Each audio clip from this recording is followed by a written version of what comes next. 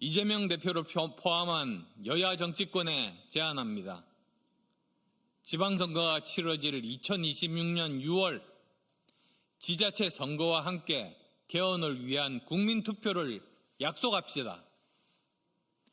국민이 더욱 자유롭고 안전하며 행복한 삶을 영위할 수 있도록, 국가가 부강해질 수 있도록 제가 구상하는 개헌 방향과 제7공화국 헌법의 중심 가치에 대해서 세 가지만 말씀드리겠습니다. 첫째, 제왕적 대통령제를 분권형으로 개헌해야 합니다. 한국의 대통령은 대통령제의 상징인 미국보다 훨씬 막강한 권한을 가지고 있습니다. 미국 대통령은 행정권만 가질 뿐 국회 동의 없이 주요 간부를 임명하는 인사권도 없으며 예산 편성권, 입법 권한, 감사 권한은 없습니다. 이에 비해 한국 대통령은 행정권 외에도 인사권, 예산권, 정부 입법권, 감사권 등 5대 권력을 모두 가지고 있습니다. 한마디로 대한민국 대통령은 미국 대통령과 달리 이름만 같을 뿐이지 사실상 임기 5년의 왕과 다를 바가 없습니다. 절대 권력은 견제받지 않다 보니 부패와 권한 남용으로 이어졌습니다. 자, 그렇다고 내각제나 이원집정부제는 분단 현실의 한국에 맞지 않다는 생각입니다. 내각제로 의회 다수당이 행정권까지 가져가게 된다면 지금의 192석의 야당이 행정 권한까지, 대통령까지 가게 된다면 어떻게 되겠습니까? 총리의 권한이 지금 현재 제왕적인 대통령보다 훨씬 더 막강해집니다. 이원 집정부제도 대통령과 총리가 다른 당이라면 아마도 지금 윤석열 대통령과 이재명 총리가 되겠죠. 그럼 서로 싸우느라고 국정 운영이 불가할 겁니다. 국정 안정과 연속성을 위해서는 권한 축소형 대통령 4년 중임제가 바람직하다고 생각하고 말씀드리는 이유입니다. 여기에 대부분의 대통령제 국가가 채택하고 있는 결선 투표제를 도입해야 절반 이상의 국민이 뽑는, 국민이 선택하는 대통령이 탄생할 수 있습니다. 또한 중앙정부에 집권된 입법권과 재정권 등을 지방정부로 나누고 진정한 국가균형 발전에 집중해야 합니다. 둘째로 거대 야당의 입법권 남용을 막는 견제장치도 담아야 합니다. 제왕적 대통령의 폐해만큼 초거대 야당 출현에 따른 국회 폭주를 막아야 합니다.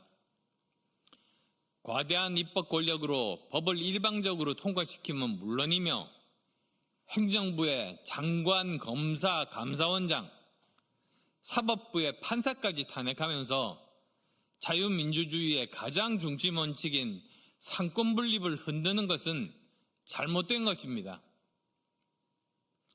윤석열 정부 및 권한대행 하에서 민주당의 입법 폭주에 따른 대통령의 거부권 행사 무려 35차례입니다. 공직자의 탄핵 소추에 무분별한 악용도 심각합니다. 대통령과 총리까지 총 29명을 탄핵시켰습니다. 불과 2년 반 조금 넘은 사이에 생긴 일들입니다.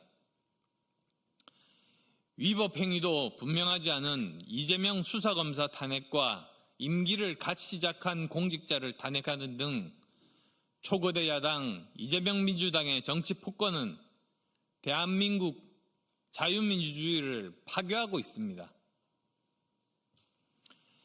장관과 공직자의 탄핵 소추의 요건과 절차를 세분화해서 권한 남용을 막아야 합니다.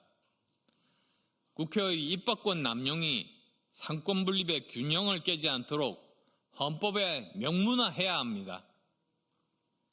셋째, 세계적 격변기에 걸맞게 국민의 기본권을 새롭게 설계해야 합니다. 헌법은 국민의 기본권으로 시작됩니다. 헌법은 중요한 순서대로 그 항목들이 기술되어 있습니다. 따라서 개헌의 중심은 무엇보다도 먼저 국민이어야 합니다. 대한민국은 10대 경제강국이 되었으며 지금의 국내외적 도전에 대응해서 국가의 책임과 목표를 새롭게 설계해야 합니다. 그러나 87년 헌법체제는 거의 40년 전 이러한 기술이 전혀 존재하지도 않을 때 만든 것이라 이러한 변화가 전혀 반영되어 있지 않습니다. 경제, 복지, 환경, 인권, 평화 등 인간의 삶의 질을 높이는 요소들을 포함해야 합니다. 과학기술의 발달로 인해 발생하는 위험 사회에도 대응해야 합니다. 전통적인 안보 개념을 넘어서 새로운 인간 안보 개념을 확장해야 합니다. 4차 산업혁명과 AI 시대를 맞아 보편적인 정보 접근과 안전할 권리도 물론 포함되어야 합니다.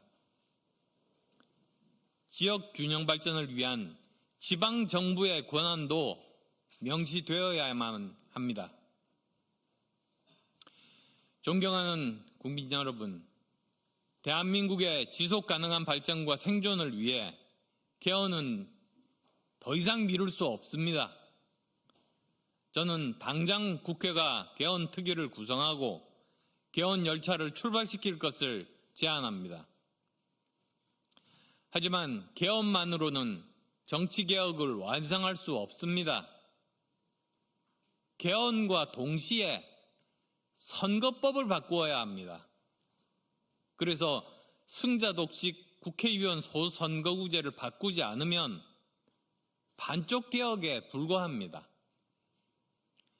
현행 소선거구제는 국민의 의사를 반영하지 못하고 편가르기와 혐오 정치와 당리당략의 전쟁 토양을 제공하고 국민을 분열시키고 있기 때문입니다.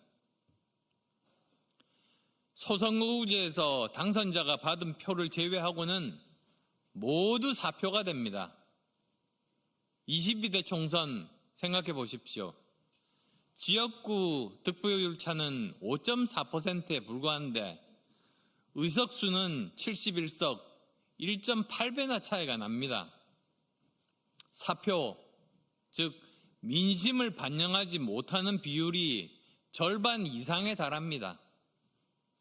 이처럼 득표율과 의석 비율의 괴리가 크기에, 즉 국민 민심의 지도와 국회의원 구성의 지도가 다르기 때문에 국민은 국회를 신뢰하지 않는 민주주의의 위기가 초래된 겁니다.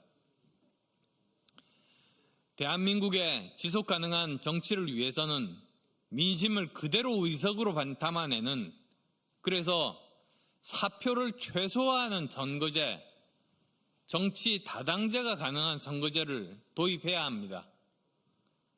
대안은 바로 도농복합형 중대선거구제 또는 독일형 연동형 비례제입니다. 선거제도의 개혁은 기득권의 저항을 피할 수 없습니다. 소선거구제의 가장 큰 수혜자인 민주당 또한 개혁에 소극적입니다. 그러나 눈앞의 이익을 넘어 국가 100년 대계를 생각한다면, 우리나라의 미래를 생각한다면 정말 진지하게 성찰해드리기를 부탁드립니다. 존경하는 국민 여러분, 국민 여러분께서도 나라의 미래를 위해 한마음으로 힘을 지금까지처럼 계속 모아주시기를 부탁드립니다. 여야 정치권에도 다시 한번 촉구합니다. 총체적 위기의 대한민국을 새롭게 리빌딩해야 할 때입니다. 바로 지금이 제2의 과학기술 입국으로 대한민국을 다시 한번 위대한 대한민국으로 새롭게 도약시킬 역사상 마지막 기회라는 점을 명심해야 합니다. 위기일수록 우리는 저력을 발휘해서 용수철처럼 튀어올랐습니다. 지금 대한민국의 새로운 희망을 만들어야 합니다. 개헌과 선거제 개헌이 바로 그 첫걸음입니다. 고맙습니다.